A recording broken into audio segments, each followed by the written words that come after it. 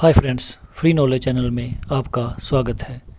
आज का हमारा टॉपिक है, क्या हम अपनी एचआरए को टैक्स फ्री कर सकते हैं?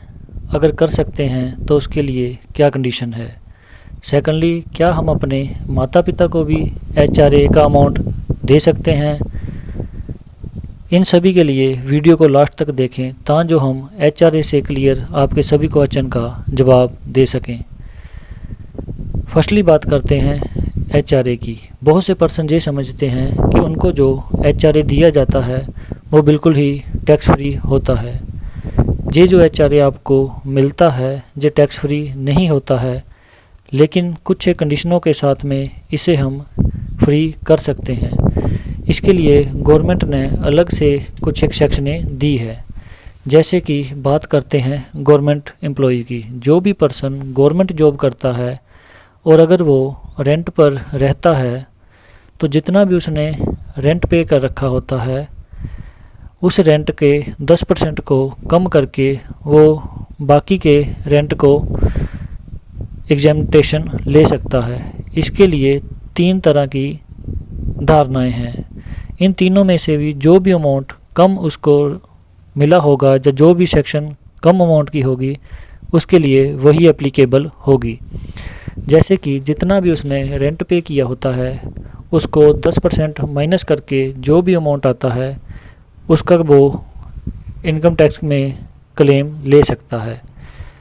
सेकंडली बात आती है कि अगर वो मेट्रो सिटी में रह रहा है, जैसे दिल्ली, कलकत्ता, चेन्नई, मुंबई, इन सभी के ऊपर उनका बेसिक प्लस डीए इन दोनों को मिलाकर वो 50% अमाउंट, इन दोनों को मिला के उसका 50% अमाउंट का एग्जामिनेशन लिया जा सकता है। थर्ड बात आती है कि उसको अगर वो नॉन मेट्रो सिटी में है, जैसे कि इन सिटियों के अलावा, इन 4 मेन सिटियों के अलावा वो कहीं और भी रह रहा है, तो वो अपनी बेसिक प्लस डीए का 40% अमाउंट मिलाकर ये जो 40% अमाउंट आएगा उसका एग्जामिनेशन ले सकता है। थर्ड बात आती है कि उसको एक्चुअली में एचआरए कितना मिला हुआ है।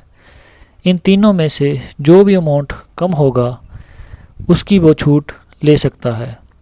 इस तरह गवर्नमेंट पर्सन को जो भी एचआरए मिलता है उसकी वो छूट ले सकता है।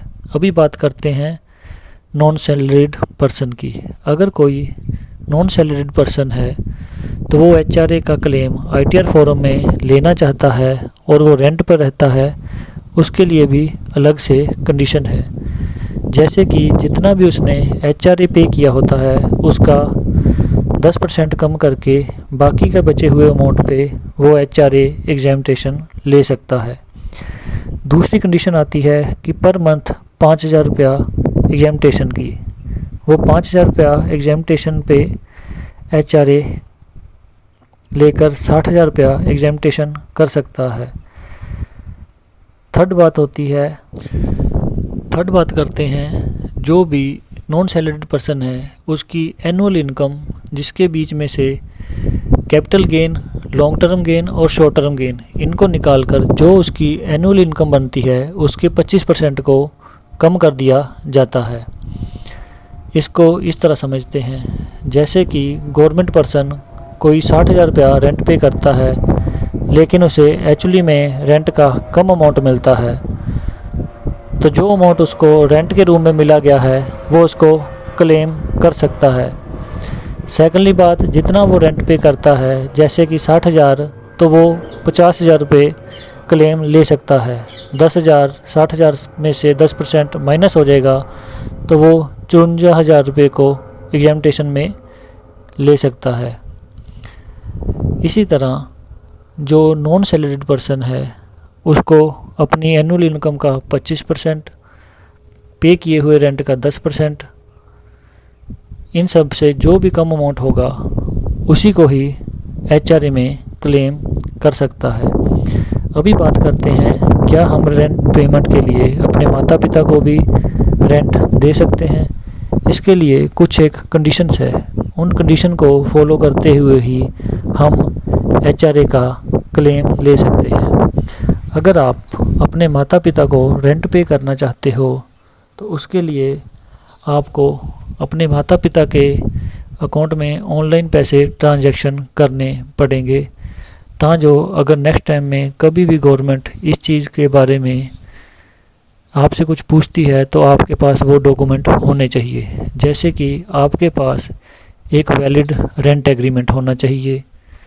सेकंडली बात, उनके अकाउंट में वो पैसा ऑनलाइन ट्रांसफ़र किया हुआ हो, चाहे चेक से, चाहे गूगल पे से, चाहे फ़ोन पे से, इन सभी से ऑनलाइन ट्रांजैक्शन उनके अकाउंट में होनी चाहिए। थर्ड कंडीशन, जब भी ITR फाइल करते हो और HRA का क्लेम अपने माता पिता के नाम से लेते हो तो उस HRA को जब भी अपने ITR फॉर्म में दिखाते हो तो अपने वो माता पिता की इनकम में भी ITR भरते समय उसको दिखाया जाए। इस कंडीशन में अपने माता पिता की ITR भर के उनकी इनकम को रेंटल इनकम में दिखाया जाएगा तो वो HRA आपका फ्री हो जाएगा। इस तरह आप HRA को रेंटल इनकम में अपने किसी फ्रेंड के साथ में भी दिखा सकते हो, माता पिता के साथ में भी दिखा सकते हो, लेकिन इसके लिए आपको वैलिड रेंट एग्रीमेंट और ऑनलाइन ट्रांजैक्शन दिखानी पड़ सकती है। गवर्नमेंट इन चीज़ों को देखते हुए ही आपके HRA को टैक्स फ्री कर सकती है, अदरवाइज़ गवर्नमेंट इस चीज़ के ऊपर ऑब्जेक्शन कर सकती है। रेंट एग्रीमेंट बनाते समय कुछ एक चीज़ों का ध्यान रखा जाए, जैसे कि रेंट एग्रीमेंट 11 ही मंथ का बनाया जाए। अगर रेंट एग्रीमेंट 12 मंथ का बनाया जाता है तो उसको रजिस्ट्रेशन करवानी ज़रूरी हो जाती है। सेकंडली बात, अगर रेंट एग्रीमेंट 50,000 से अमाउंट से ज़्यादा है और आप किसी को रेंट पे करते हो तो आपको दी गई रेंट राशि में से 10% TDS काट कर ही उसे पैसे देने पड़ेंगे। इसका मीन ये है कि अगर आप किसी को 60,000 रुपया रेंट पे करते हो तो उसका 6,000 रुपया टैक्स जमा करने की जिम्मेवारी भी आपकी होगी। वो TDS आपके द्वारा ही जमा होना चाहिए। इसलिए हो सके तो रेंट एग्रीमेंट है 50,000 से कम एनुअल वाला बनाया जाए और 11 मंथ का ही बनाया जाए।